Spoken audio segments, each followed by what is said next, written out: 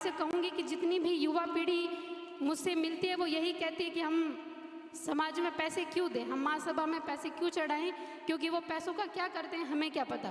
पर पहली बार इन्होंने खुले कहा है कि हर महीने की 2 तारीख को आपको बता दिया जाएगा कि इस पैसे का क्या किया जाता है। तो मुझे पूरा विश्वास है कि हमारे समाज इतना संपन्न है, पैसे की कोई कमी नहीं है। अगर आप विकास करेंगे तो बढ़ चढ़कर ये समाज के सभी लोग आपका सहयोग करेंगे।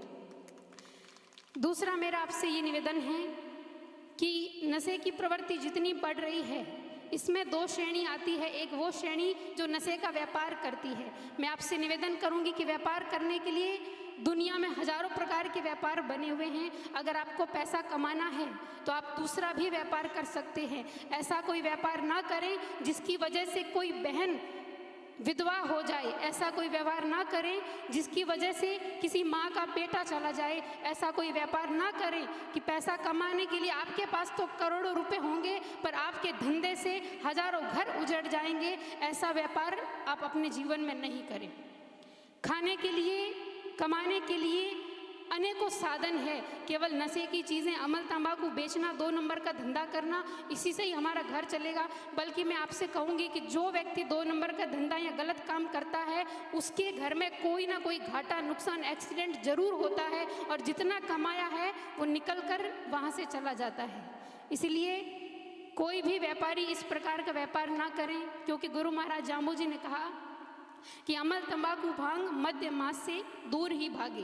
कि खाना तो दूर की बात है, उस चीज़ों को स्पर्श भी नहीं करना चाहिए, तो व्यापार करना तो बहुत दूर की बात है।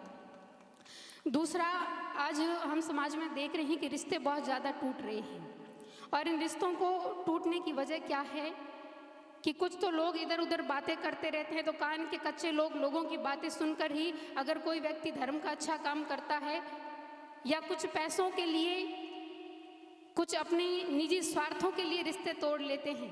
परंतु मैं आपसे कहूँगी कि कुछ बहनें इतनी पीड़ित हैं कि उन्होंने मुझे अपने घाव दिखाए हैं। किसी ने तार से मार खाई है, किसी को करंट देकर, उसको करंट देकर मारने की कोशिश की गई है, उसके शरीर पर करंट फूटा हुआ मैंने अपनी आंखों से देखा है। और ये कौन कर रहा है? जो व्यक्ति स्मैक पीते हैं, नशे करते हैं। समझदार पढ़ा लिखा व्यक्ति कभी ऐसा काम नहीं कर सकता। इसीलिए कोई भी माता पिता कतराते हैं कि हम अपनी बेटी को नशेड़ी के पीछे कैसे भेजें। और आज ये स्थिति बहुत ज़्यादा क्यों आ गई है? क्योंकि पहले बाल विवाह बहुत ज़्यादा होते थे, अभी रुक गए हैं, बहुत अच्छी बात है। और जो भी करते हैं उन्हें भी रोकना चाहिए।